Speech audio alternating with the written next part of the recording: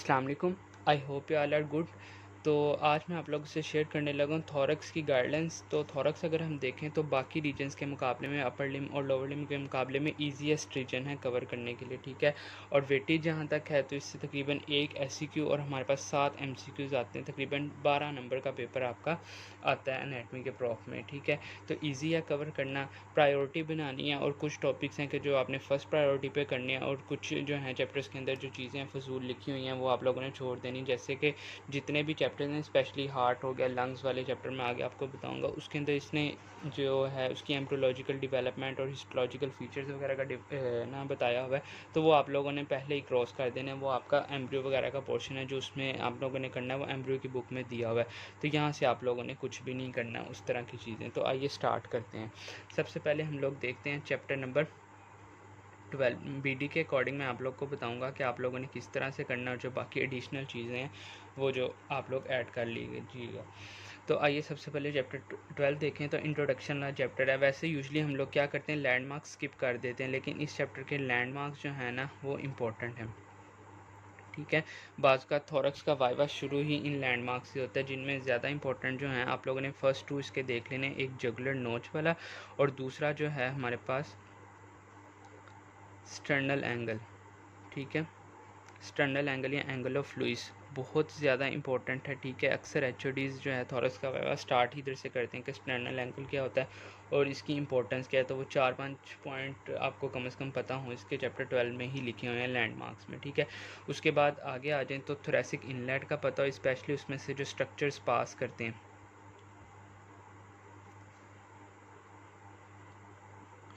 Thoracic inlet के, ठीक है। इसके अलावा थोरेसिक इनलेट सिंड्रोम का पता हो, इसका क्लिनिकल है।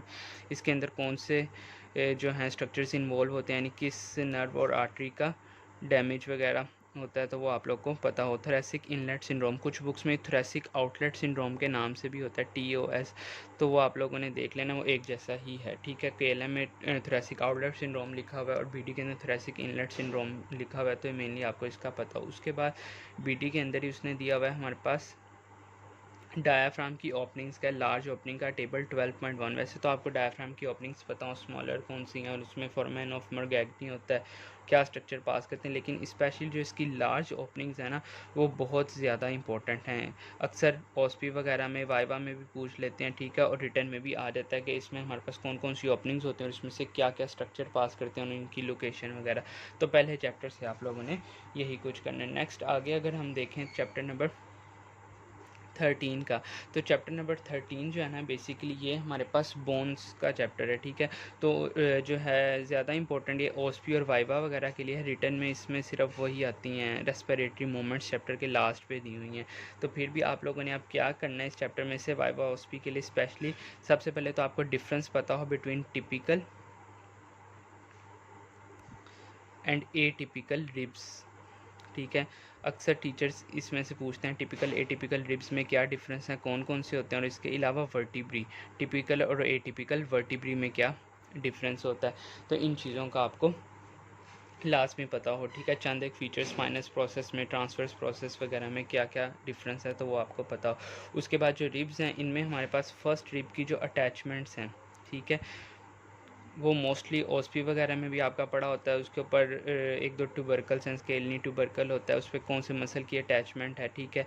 तो अटैचमेंट्स ऑफ फर्स्ट रिब, इसके अलावा वाइवास में भी अक्सर पूछ लेते हैं। मोस्ट का रिब होता है तो वो देख कर ही पता चल जाता है कि फर्स्ट रिब है और उसकी अटैचमेंट्स आप लोग ने अच्छे से करनी। स्पेशली ना इसका BD के अंदर फिगर भी एक बना हुआ है, फिगर 13.7, ठीक है। इसकी अटैचमेंट्स का ही है, superior attachments of first rib, तो वो आप लोगों ने अच्छे से कर लेना है।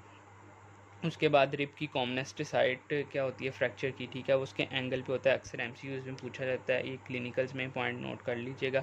उसके बाद स्टर्नम रिपीटेडली पूछा जा चुका है, HODs भी पूछते हैं। उसके अलावा OSP वगैरह में भी ये बड़ा होता है, ठीक है। तो ये आप लोगों ने कर लेना। इसके अलावा जो इसके स्पेशली जो क्लिनिकल्स हैं ना वो चंद एक हैं कि हमारे पास फनल चेस्ट क्या होती है, इसके अलावा पिजन चेस्ट क्या होती है। पिजन चेस्ट के अलावा हमारे पास इसमें क्लिनिकल्स में एक्टोपिया कॉर्डिस का पूछ लेते हैं, इसका पता हो, ठीक है। तो ये हमारे पास चंद क्लिनिकल से स्टर्नम के इंपॉर्टेंट ये आप लोगों ने लाजमी देख लिए हैं, ठीक है। इसके अलावा डिस्क प्रोलैप्स वगैरह का पता हो क्लिनिकल्स में।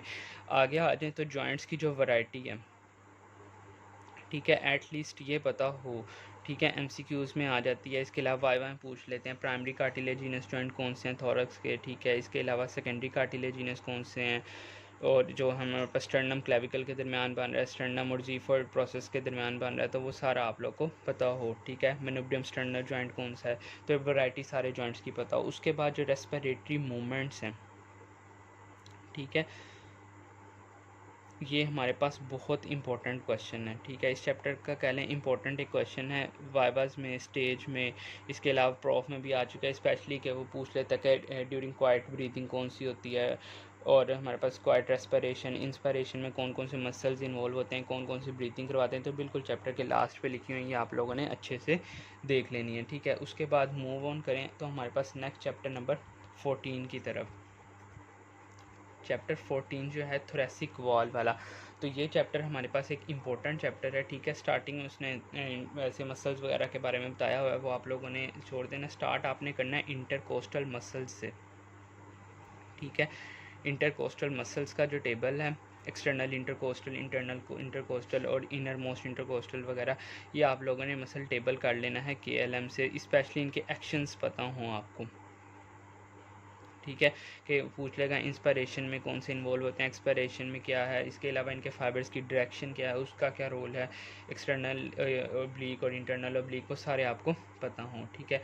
नेक्स्ट जो है हमारे पास इंटरकोस्टल जो नर्व्स और आर्टरीज़ हैं, इंटरकोस्टल नर्व आर्टरीज जो हैं, इनका सिर्फ आपको बेसिक इतना पता हो कि मतलब इन कितनी होती हैं इन नंबर। इसके अलावा जैसे नर्व्स है तो नर्व्स में आपको पता हो प्योरली थोरेसिक कौन सी होती हैं, ठीक है, थोरैको एब्डोमिनल नर्व्स कौन सी होती हैं, सब कोस्टल नर्व कौन सी होती हैं, इतना पता हो। एंटीरियर इंटरकोस्टल नर्व्स कितनी होती हैं, कितनी स्पेसिस में कितनी कितनी डिवाइड होती हैं, एंटीरियरली कितनी होती है, पोस्टीरियरली कितनी होती हैं, तो थोड़ा बहुत इसका पता हो। रिलेशंस वगैरह आप लोगों ने इनमें से किसी के भी नहीं करने फर्स्ट ईयर में, ठीक है। रिलेशंस आप लोग चाहे स्किप कर दें। उसके बाद जो है इंटरनल थोरेसिक आर्टरी, ठीक है, ये हमारे पास स्टेज के लिए एक इम्पोर्टेंट क्वेश्चन है। इंटरनल थोरेसिक आर्टरी, इसकी आपको कोर्स पता और स्पेशली इसकी ब्रांचेस पता और रिलेशंस इसके भी नहीं करने आपने, ठीक है। उसके बाद इस चैप्टर का most important question that is azygos system of veins. Azygos system, इसके अंदर 3 वेन आ जाती हैं, एजाइगस वेन, हेमिएजाइगस वेन और एक्सेसरी हेमिएजाइगस वेन, ठीक है। इससे वाइवा में बेतहाशा क्वेश्चन होते हैं, इसकी ट्रिब्यूटरीज क्या हैं, कहाँ पर ड्रेन करती है हेमिएजाइगस वेन, एजाइगस वेन में कहाँ पर ओपन होगी, ठीक है। इसके अलावा एक्सेसरी हेमिएजाइगस कहाँ पर ओपन होगी, उनकी क्या क्या ट्रिब्यूटरीज हैं, ठीक है। और स्टेज में ये ड्रा करने के लिए आ जाता है, ठीक है। इसकी सेपरेट वीडियो भी मैंने अपलोड की थी कुछ दिन पहले, तो वो भी आप लोग देख सकते हैं कि किस तरह से ड्रा करनी है, ठीक है। तो इसके अलावा ये हमारे पास काफ़ी इंपॉर्टेंट क्वेश्चन है, ठीक है। इसकी बुक में फिगर भी बनी हुई है, फिगर 14.10, तो वो आपको अच्छे से ड्रा करने के लिए आनी चाहिए, ठीक है। वो फिगर समझ आ गई तो आपको सारा टेक्स्ट भी समझ आ जाएगा, ठीक है। उसके बाद आगे आ जाएं तो इसके अंदर है थोरेसिक सिंपैथेटिक ट्रंक, ठीक है। ये हमारे पास स्टेज के हवाले से एक इम्पॉर्टेंट क्वेश्चन है, ठीक है। वाइवा में इसकी ब्रांचेस वगैरह पूछ लेते हैं, लेकिन हमारे पास स्टेज के लिए इम्पॉर्टेंट क्वेश्चन है, ठीक है। स्पेशली इसके अंदर स्टिलेट गैंग्लियन वगैरह का बताया हुआ, तो उसका पता हो आपको, ठीक है। नेक्स्ट आगे मूव ऑन करें तो हमारे पास चैप्टर नंबर 15 है, प्लूरा वाला। तो चैप्टर नंबर 15 में अगर देखें तो प्लूरा में सबसे पहले आप लोगों ने टेबल करना है 15.1, कंपैरिजन बिटवीन पैराइटल और विसरल प्लूरा, ठीक है। उसमें उसने उसकी blood supply, nerve supply, lymphatic drainage वगैरह बताया, और फिर चैप्टर में डिटेल से भी बताया। तो चाहे आप डिटेल्स अभी छोड़ दें, आप टेबल कर लेंगे तो आपको समझ लें चैप्टर कवर हो जाएगा, ठीक है। उसके बाद आगे आ जाएँ तो उसने पैराइटल प्लूरा के डिफरेंट पार्ट्स बताए हुए हैं, ठीक है। पार्ट्स ऑफ पैराइटल प्लूरा, तो ये आपको पता हो, डायफ्रेगमेटिक पार्ट, मेडिएस्टिनल पार्ट, ठीक है, कोस्टल, वो सारे आपको पार्ट्स पता हो। उसके बाद एक क्वेश्चन है जो कि इधर मेंशन नहीं है, प्लूरल लाइंस ऑफ रिफ्लेक्शन,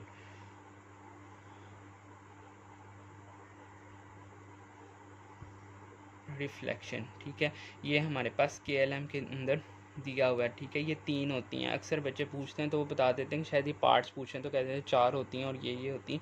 4 नहीं, ये 3 होती हैं और ये हमारे पास केएलएम के अंदर मेंशन है, तो ये आप लोगों ने उधर से देखनी है, ठीक है। कोस्टल होती हैं, स्टर्नल और वर्टिब्रल होती हैं। उसके बाद हमारे पास नेक्स्ट आगे मूव ऑन करें तो हमारे पास इसके अंदर पल्मोनरी लिगामेंट दिया हुआ है। उसकी इंपॉर्टेंस क्या है, किसकी एक्सटेंशन से बनता है, वो आपको पता हो। इसके अलावा रिसेसिस का पता हो, ठीक है। प्लूरल रिसेसिस कौन कौन सी होती हैं, क्या क्या इंपॉर्टेंस है, ठीक है।